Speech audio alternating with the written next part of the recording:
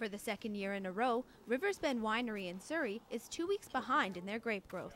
Workers say there simply hasn't been enough sun for the buds to grow. I'm a field worker, and that entails pretty much looking after the vineyard, pruning, thinning during the season, harvesting.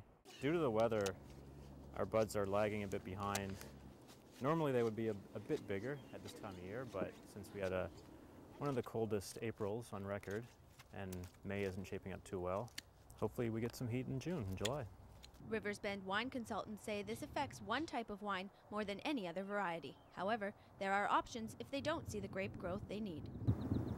With the white varieties, it's not so bad because they can be a little bit lower in alcohol and higher in acidity. But for reds, if we can't get the sugar levels that we're looking for, we might have to consider making a blush or a rosé, something a little lighter in color.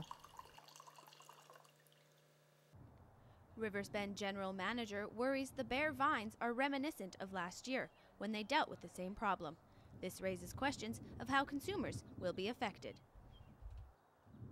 The only way that it might affect the end drinker, I guess, is that the weather and the climates can change the flavors of things a little bit. It might provide more of certain varieties than others, and therefore might kind of curb trends in what wines are being purchased.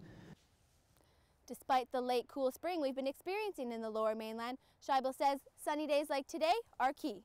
He says if we receive a hot summer, things could turn around. Caley Ramsay in Surrey for BCIT Magazine.